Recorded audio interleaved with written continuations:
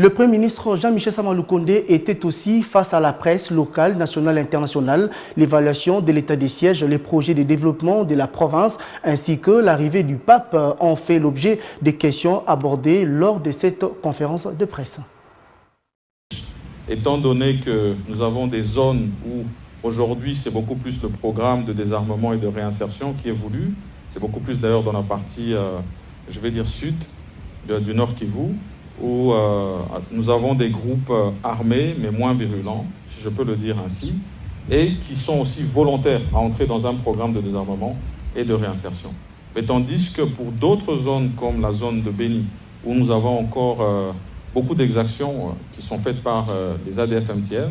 là-bas, ça demande à ce que les opérations militaires soient de plus en plus accrues, même dans le cadre de la mutualisation. Donc, cette demande était de dire est-ce que ce n'est pas possible d'aller beaucoup plus vers cette zone-là. D'autres ont simplement estimé qu'effectivement il fallait mettre fin à l'état de siège, tandis qu'une autre tendance est de dire que nous devons peut-être nous réorganiser du point de vue opérationnel tout en gardant l'état de siège. Et donc toutes ces évaluations doivent être mises sur la table pour nous permettre de prendre l'orientation et la bonne en faveur bien sûr des populations du Nord Kivu. Car comme vous le savez, très prochainement, nous allons accueillir ici en République démocratique du Congo, Sa Sainteté le pape François, sous invitation de son Excellence Monsieur le Président de la République, Félix Antoine Tshisekedi. Ces visites vont démarrer par la ville de Kinshasa, la capitale, et la seule autre ville qui sera visitée est la ville de Goma. Et donc des sites qui ont été ciblés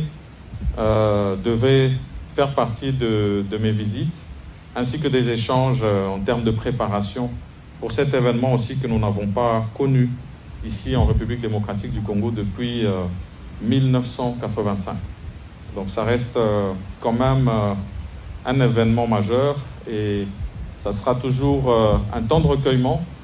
avec un message de paix qui sera apporté ici dans la province du Nord Kivu et dans tout le pays en général. Et donc un accès prioritaire est mis sur les routes, les infrastructures routières. Donc nous sommes aussi venus avec le ministre d'État et le ministre des Infrastructures pour nous pencher sur ces questions parce que finalement elles entrent dans le cadre opérationnel de toutes les actions qui sont menées dans le cadre de la paix et de la sécurité.